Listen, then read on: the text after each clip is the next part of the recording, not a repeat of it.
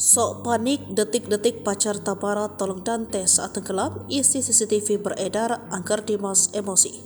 Pacar Tabara Tesmara YA alias Yuda Arfandi ditetapkan sebagai tersangka atas tewasnya anak artis Tabara Tesmara, Aden Adante Khalid Prabudityo atau Dante.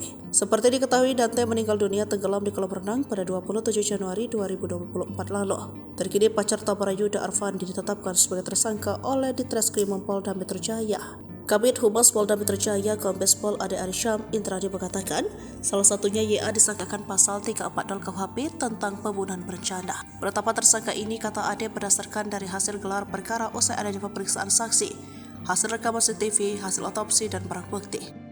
Ade mengatakan pihak kepolisian masih melakukan pemeriksaan terhadap YA. Lantas apa isi rekaman CCTV yang beredar di dunia maya? Benarkah gerak-gerik YA merupakan tindak pembunuhan, bukan kelalaian? Dari rekaman CCTV yang beredar, diduga Dante serta seorang yang diduga sebagai pelaku di dalam kolam renang. Sedangkan pria dewasa diduga kuat pelaku datang menghampiri Dante dari arah belakang. Setelah itu, pria tersebut melakukan gerakan mencurigakan dan tak terlihat lagi di CCTV. Pelaku sempat menolong korban naik ke tepi kolam renang dibantu pelaku yang berpura-pura panik. Kemudian pelaku seolah-olah memberi pertolongan pertama. Akhirnya, seperti yang telah diberitakan sebelumnya, Dante meninggal dunia pada 27 Januari lalu.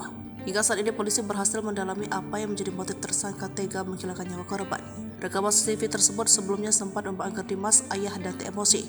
Pasalnya banyak berita simpang siur yang beredar hingga ia mengetahui ada sosok mencurigakan di dalam rekaman tersebut. Menurut Dimas, berdasar pengakuan pengelola kolam renang, CCTV tersebut diserahkan dalam bentuk DVR. Angger Dimas bahkan sampai emosi menegaskan jika memang terbukti ada tindakan pidana dalam rekaman CCTV, ia meminta polisi menjatuhkan hukuman yang berat.